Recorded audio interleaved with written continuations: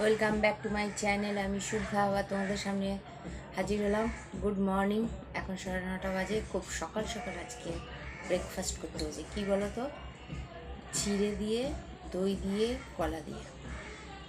তোমার দাদাকেও মেখে দিলাম, আমিও নিলাম।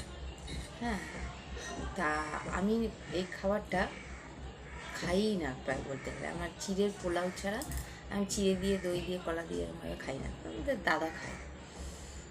তার আগে বলি, আশা করি তোমরা সবাই ভালো আছো। আমি একরকম আছি আর কি। কিন্তু তোমাদের দাদা আজকে সকালবেলা খুব অবাক হয়ে গেছে।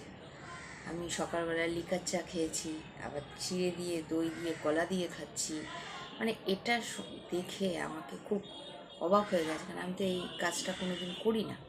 মানে আমি নয় চিড়ের পোলাও করি, অন্য কিছু করি, হ্যাঁ, কিন্তু আমি আজকে চিড়ে দিয়ে, টক দই দিয়ে, কলা দিয়ে খাচ্ছি। এটা তোমাদের দাদা আমার দিকে আজকে সকাল থেকে তাকিয়ে রয়েছে।